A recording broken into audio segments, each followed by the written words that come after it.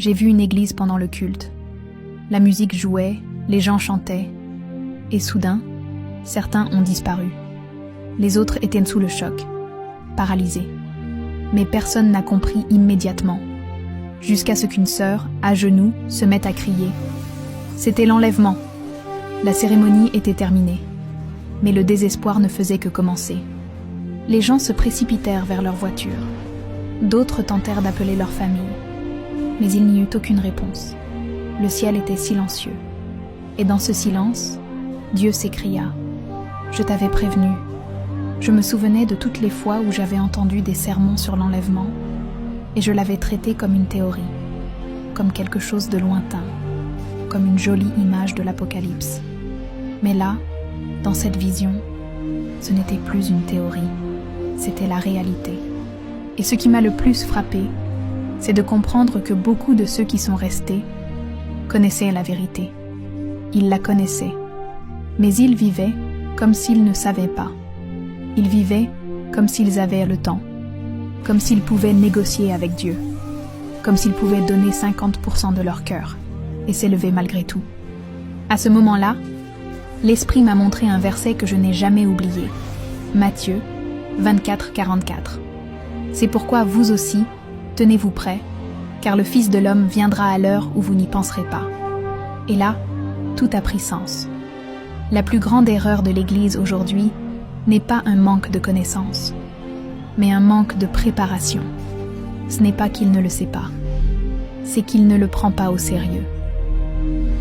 C'est comme si le paradis était devenu un plan B, une possibilité lointaine. Et l'enlèvement, une histoire symbolique pour maintenir le moral du service. Mais je dois le dire avec tout le sérieux de mon esprit. Ce n'est ni symbolique, ni exagéré, ni théorique. L'enlèvement sera réel. Il sera inattendu. Il sera soudain. Et 97% ne seront pas prêts. Et ce n'est pas parce que Dieu les rejette. C'est parce que beaucoup n'étaient pas préparés. Parce qu'ils se moquaient. Parce qu'ils prenaient la grâce à la légère. Parce qu'ils pensaient qu'il était encore temps. Mais le temps presse. Et le son qui précède le jugement est le son du silence d'un ciel qui a déjà trop parlé et qui maintenant n'attend que la dernière trompette. Après des jours de silence, le cœur encore tremblant, j'ai pris ma Bible. Ni par routine, ni par religiosité. Je la tenais comme on tient une corde lancée à quelqu'un qui se noie. Et en la feuilletant, les mains tremblantes, j'ai compris une vérité trop difficile à ignorer. Pendant longtemps, j'avais moi-même traité la parole comme un objet symbolique, un ornement sur la table de nuit, un détail décoratif dans le culte. Mais dans cette vision, Dieu m'a montré ce qui arrive à ceux qui méprisent la seule chose qui peut sauver, l'obéissance à sa parole. J'ai vu des Bibles ouvertes en chair, mais ignorées. Des versets sur des t-shirts, sur les réseaux sociaux, sur des tatouages, mais loin du cœur. J'ai vu des jeunes chanter les psaumes de mémoire, mais sans les vivre. Et puis l'Esprit m'a dit quelque chose qui m'a brisé l'âme. La Bible est ce qui distingue ceux qui se relèveront de ceux qui pleureront, parce qu'elle est vivante, mais seulement pour ceux qui choisissent de la vivre. Et à ce moment-là, j'ai compris que ce ne sont pas les dons, ni l'éloquence, ni les rituels qui préparent quelqu'un à l'enlèvement. C'est la parole, vivante, active, qui coupe, qui confronte, qui transforme. L'image suivante était encore plus douloureuse. Je voyais des temples en ruine, des murs fissurés, des autels couverts de poussière, et parmi les cendres, des Bibles ouvertes, intactes. Pas une seule page brûlée, pas une seule lettre tachée. Comme si le ciel lui-même voulait montrer. Ma parole demeure, mais le peuple l'a méprisée. J'ai vu des multitudes affamées, cherchant désespérément quelque chose qu'elles connaissaient déjà par cœur. Mais elles n'ont jamais obéi.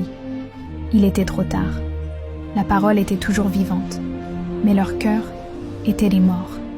Et ce que le Seigneur a dit dans Jean 12, 48 m'est venu à l'esprit. Celui qui me rejette et ne reçoit pas mes paroles a son juge. La parole que j'ai annoncée le jugera au dernier jour. Et c'était comme si ce verset sortait de la Bible et me transperçait. Parce que j'ai compris, la parole que beaucoup ignorent aujourd'hui sera la même qui les jugera demain. et il n'acceptera aucune excuse. Il ne se pliera pas au goût, aux disciples ni aux titres théologiques. Il démontrera simplement, clairement, qui a vécu pour plaire au roi et qui a vécu pour lui-même. Dans cette vision, j'ai vu des jeunes qui savaient tout sur l'adoration, mais rien sur le renoncement. J'ai vu des prédicateurs qui savaient prêcher sur le ciel, mais qui ne savaient pas comment s'y préparer. J'ai vu des gens applaudir les sermons, mais se moquer des corrections.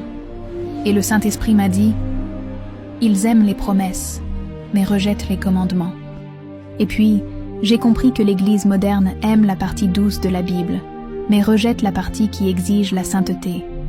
Ils veulent Jésus le Sauveur, mais pas Jésus le Seigneur. Ils veulent le ciel, mais sans la croix. Ils veulent l'enlèvement, mais sans surveillance. Et c'est là que j'ai compris pourquoi les 97% étaient ainsi. Ce n'est pas faute d'opportunité, ni faute d'avertissement. C'est par mépris de la vérité. Beaucoup préfèrent se nourrir de phrases motivantes plutôt que d'affronter des versets. Ils ont troqué la Bible contre des vidéos de 15 secondes. Ils ont troqué la prédication contre l'opinion d'un chrétien influent. Résultat ? Une génération faible, emplie de connaissances superficielles, mais dépourvue de véritable obéissance. Et face à l'enlèvement, seule la vérité résistera. Il n'y aura pas de masque, il n'y aura pas de répétition. Il n'y aura que deux groupes, ceux qui sont montés et ceux qui sont restés. Dans l'une des visions les plus puissantes que j'ai jamais eues, j'ai vu une église en feu. Littéralement, un temple brûlé sous les yeux de tous. Mais ce qui m'a choqué, ce n'était pas le feu, c'était la réaction du peuple. Personne ne courait, personne ne désespérait, personne ne cherchait à effacer la scène. Au contraire, beaucoup étaient debout, filmant avec leur téléphone portable. D'autres souriaient, comme si c'était un spectacle. Personne n'a pleuré, personne ne s'en est soucié. Et puis j'ai compris, ce n'était pas un incendie physique, c'était un symbole, un portrait spirituel, une dénonciation silencieuse de la froideur qui s'était emparée de l'Église. L'incendie représentait la lente destruction de la foi authentique. La flamme de l'autel s'éteignait et personne ne s'en souciait. Les colonnes s'effondraient et les gens étaient distraits. Les Bibles étaient à l'intérieur, en train de brûler, mais leurs yeux étaient fixés sur les écrans, sur les applaudissements, sur la représentation. Et l'Esprit me parla avec douleur. C'est la génération qui applaudit l'effondrement et le qualifie de liberté, qui troque la sainteté contre le divertissement, qui préfère regarder le temple s'effondrer plutôt que de nier ses propres péchés. Cela m'a déchiré de l'intérieur. Au milieu du feu, j'ai vu un détail qui m'a mis à genoux. Une Bible ouverte, au centre de l'autel, épargnée par les flammes. C'était comme si Dieu disait « Ma parole est ferme, mais personne ne veut l'obéir. » Et je me suis souvenu de ce qui est écrit dans Hébreux 12, 29. « Notre Dieu est un feu dévorant. » Ce n'est pas un feu qui détruit les justes, c'est un feu qui révèle, qui purifie, qui dénonce. Et là, la Bible ouverte fut le dernier cri d'avertissement. Mais personne ne regarda. Tous préférèrent assister à la destruction, plutôt que de plier et de capituler.